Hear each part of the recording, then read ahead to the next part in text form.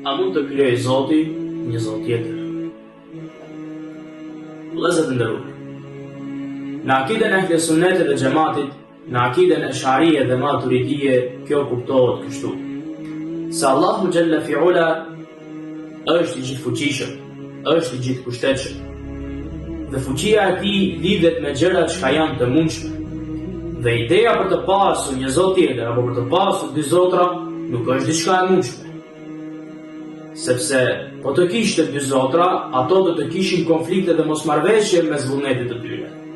Dhe i gjithë universi atëherë do të ishte i shkatruar. Prandaj Kurani si thotë: në qoftë se do të kishte zota të tjerë përveç Allahut në qiell dhe në tokë, ato do të shkatërroheshin. Pra, pamundësia për të pasur një Zot tjetër, kjo nuk do të thotë se Allahu Xhalla Fi'ula është i pafuqishëm në fuqinë e tij. Por ideja për të pasur një Zot tjetër është një kontradikt logjike, se Allahu është një, i vetëm, i pashoq në cilësi dhe në fuqinë e tij. Assalamu alaikum wa rahmatullahi wa barakatuh.